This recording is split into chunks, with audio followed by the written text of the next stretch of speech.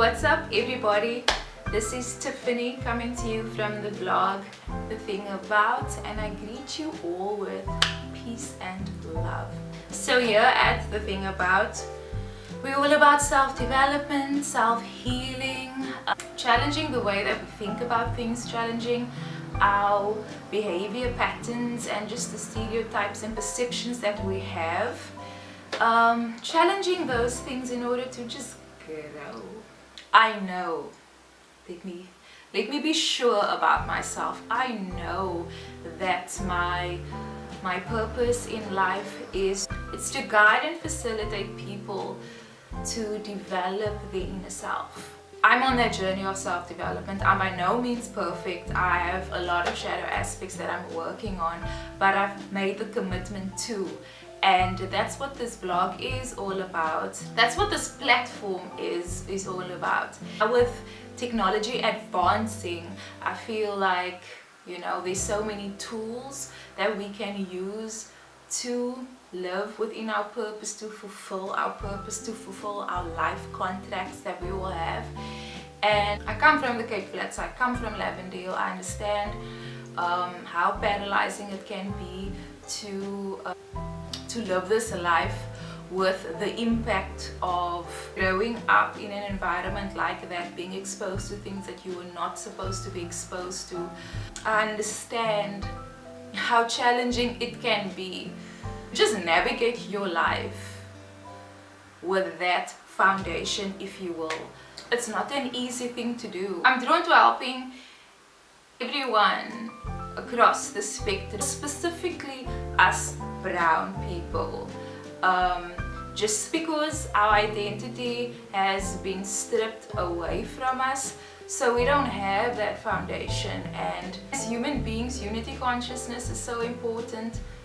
It's vitally important. But when you have nothing to identify yourself with, or you have something to identify yourself with, you just don't remember, or you were made to believe that it's ugly, that your true identity is ugly. That in itself is crippling and it's devastating.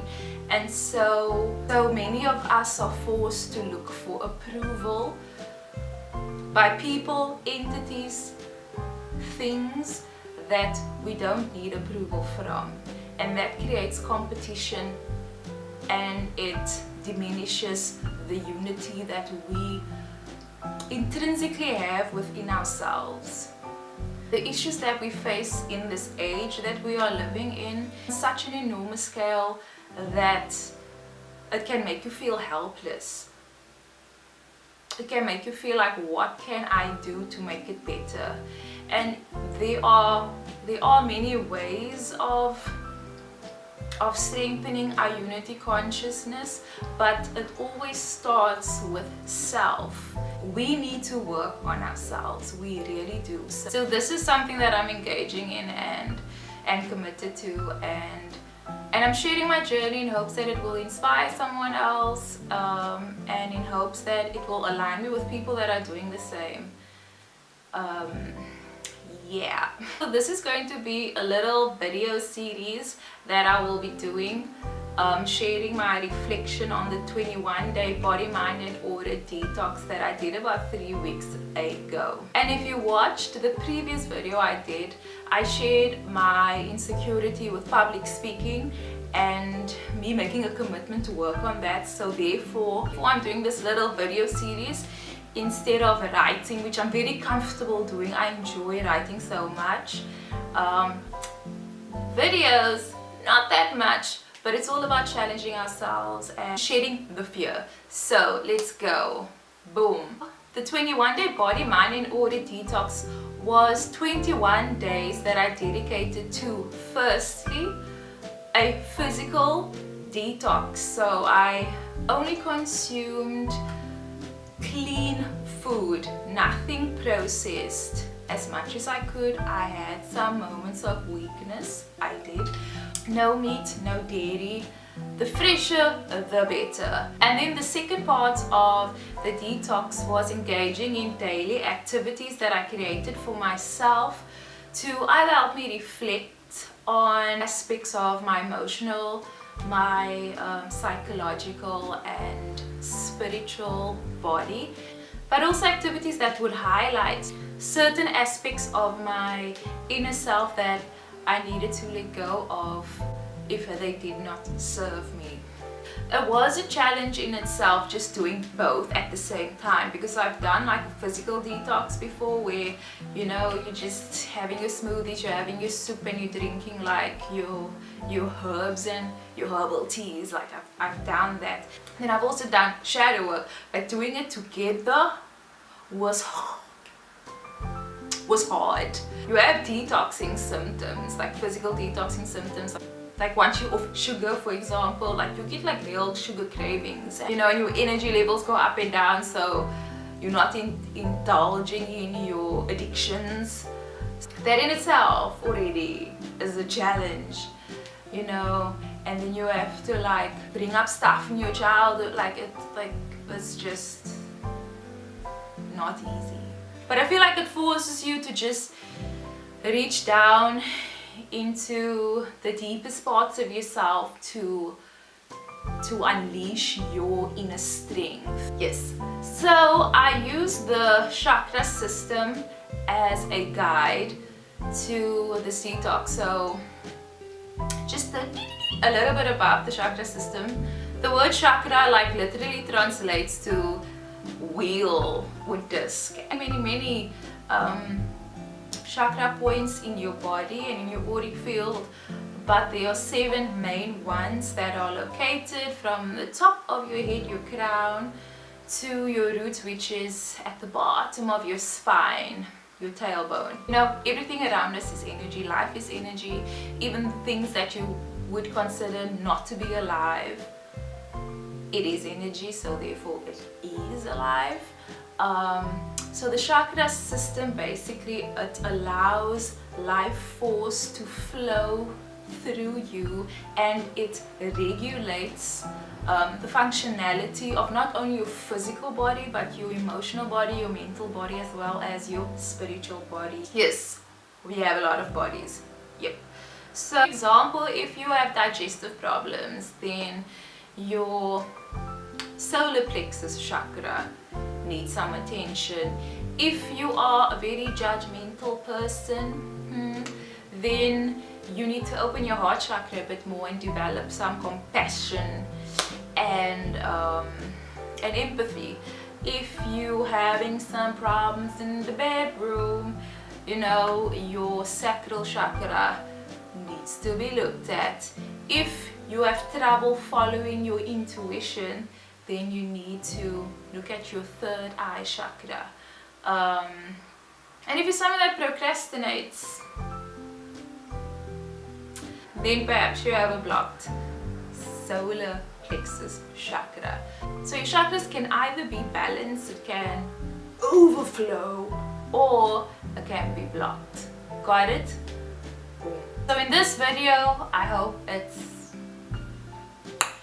a little video because I'm already speaking so much. So every 3 days I focused on a chakra, starting from the root to the crown. So in this video I will be sharing my experience with working on the root chakra, which is day 1, 2 and 3. So day 1. So day 1 was all about clearing your space and preparing your space for the new routine that you are taking on. So I focus on clearing out clutter, drawer that I've been meaning to organize, that clothes that I wanted to sort out and give away. I did all of that in conjunction with clearing the energy, the stagnant energy that was in my home. And I did that by burning impepo. You can do that too, burning sage, burning incense. That really clears out the energy. I live like, I don't know, 400 meters away from the ocean, so just opening my windows, my doors, just allowing just allowing the water element to also just clear out the stagnant energy. That's really important. Another cool thing that I do is I play high frequency sounds or binaural beats, and you can find that on YouTube. Anything from 528 hertz and up, cool. Or even lower you can, but like for clearing energy, high frequency sounds, that's cool. I'll put some links to my favorite ones down below. Also just about setting the intention for your new routine and preparing the space for that. Your home is a reflection of your mind, like, you know, the saying, a cluttered house is a cluttered mind. So I also use this as an opportunity to ask myself, what does my space actually say about me? So there were two things. Number one, in my home, only I know where certain things are. And my husband is always like, where's this? Where's that? I feel like that really translates to a controlling aspect that I have. I really do. I'm low-key controlling. And that really highlighted that for me. And I didn't know that about myself until like quite recently. Yeah, I thought, oh, you know, I'm an Aquarius, I'm air, I'm easygoing, but there is an amount of control that I like to have, because I have that whole like, I don't want to owe anyone, I'm going to do it for myself type of mentality. But at the same time, that can be overwhelming because like that blocks you from developing the ability to delegate and to be inclusive of others and their abilities. So yeah, that was a lesson. The other realization that I had was that I'm not really comfortable with people in my space that often, or I'm very selective of who I allow into my home space. And my home is not the home to have a get together at. So I asked myself why, and that translates to me not, you know, letting people in my personal space, not my home space, you know, my auric space, and in my heart space. I'm very like protective of myself in that sense. And I think it's very difficult for people to get to know me because I'm not like an open book. And then I really had to think about it, and I came up with the fact that I'm firstly an empath. I take on the energy of things around me very easily, and it affects me. So this has happened to me a few times. So if I'm speaking to a person and the person is very heavy-hearted and in a very negative mind space, then that would affect me. I would either, like long after they're gone, I would either be really irritable, or I'll be like emotional, or there's been times when I've actually physically gotten sick because I absorb the energy of those around me very easily. And there's many of you who are like that. So if there are people out there, if you have friends or family who, you know, you see that they prefer to be alone, or they're a bit distant, maybe they're empaths, maybe they just absorb the energy of others, and it's overwhelming. It can be. So yes, so the lesson was that in general I'm just too overprotective of my space, not just my physical space but myself as Tiffany as well. And even though that in certain cases can be a good thing, I find that, you know, at times I maybe do it to the wrong people, and that's something that I need to improve on. Yeah. So day 2. So the root chakra is all about grounding ourselves. It is what keeps us safe. It's what keeps us connected to Mother Gaia, Mother Tiamat. Just like the roots of a tree, it keeps us grounded. It keeps us centered. It keeps us stable. On day 2, I focused on really asking myself, what makes me feel unsafe, and what do I need to do to make myself feel safe? So there were many. I'm just going to highlight one, and that is the anxiety that I am challenged with. I got my first panic attack when I was 15 years old. I didn't know what it was about. I just knew that there was this thing that happened when I was in a certain space, or when I was with a certain person, or in a certain situation. So since then, I've really tried my best to stay away from those triggers because I fear a panic attack. And I know so many of us deal with anxiety on different levels, and it's a difficult thing to communicate to someone that does not deal with something like anxiety. After I had my daughter, because I had postpartum depression, my anxiety went sky high, and it really crippled me and prevented me from even leaving the house. That's my daughter knocking on the door. It made me feel incapable of being a mother, made me feel incapable of just going on with my day-to-day life. So with my anxiety making me feel unsafe, I then asked, what would it take for me to feel safe in that regard? And medication was the answer. And because the anxiety got to such a point that I felt I was not able to make it another day if I didn't get some sort of medical help.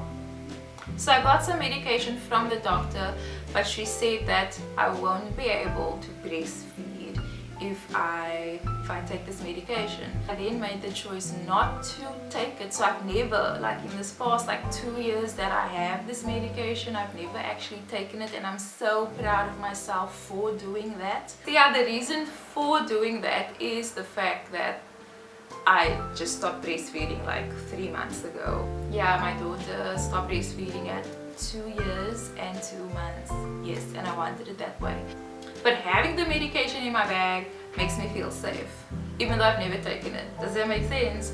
But I have lately been challenging myself. I deliberately leave it at home now and then, but it does make me feel safe. But that's an unhealthy sense of safety, so because it's creating a dependency, and that's not what I want. I want to feel secure and dependent within myself. So that's my next challenge. So I think my lesson for day 2 in general was just understanding that the mastering of my thoughts is important, because the fact that I've never actually taken the medication, which meant that I've never actually had a panic attack. I came close, but I've never had to do that, which means that I have it within myself to deal with it. So that's mental strength, and that takes mastering my thoughts to improve my anxiety. So day 3. Day 3 was Nature Day. Nothing grounds you more than being out in the creation of Source, and actual grounding, like walking barefoot on the grass. You don't have to drive far in Cape Town to appreciate the beauty of Mother Gaia, Mother Tiamat. And so I really spent a lot of time that day out in nature, just soaking up that beautiful solar energy. It's very important for us to develop things within ourselves that grounds us and keeps us safe, and that's usually values. Our values are the influences of our thoughts and behaviors most of the time. So on day 3, I reflected on what are the values that I carry within myself, what are the values that I need to strip away, and what are the values that I need to create for myself that will make me feel grounded and safe, not only in my environment but inside my body as well. So one of the values that I carry within myself is the fact that I know that I'm here for a reason. Like I said in the beginning, I know that I have purpose. I know the importance of living in my purpose. I feel like knowing that allows me to trust my abilities that I have, and it helps me be open to developing even more abilities in order to live in my purpose. A value that I have that I need to strip away is the fact that by protecting myself, I'm not allowing people in to get to know me. Like I explained earlier, I absorb energies very easily, and therefore I keep people at bay a lot of the times, but that also hinders great relationships. That's something that I need to work on more. And a value that I need to create is just being more present. I think that I live in my head a lot of times, and I don't take the time to stop and smell the roses along the way and just live in the now, knowing that everything is a lesson specifically for you. So yeah, those were the revelations from the activities that I did. For the first 3 days, my diet just consisted of just having water and green tea until like 3 o'clock in the afternoon. That's when I would have a kale smoothie, and then in the evening I would just have steamed vegetables, or I would s'more some mushrooms. So that was the first 3 days. Stay tuned next week where I share my reflection of working with the sacral chakra. Share the video with those that you feel it would resonate with. Support the blog. It's thethingabout.co.za. I'm on Instagram as well at thethingabout_blog, as well as Facebook at thethingabout_blog. So thank you so much for listening. Peace and love.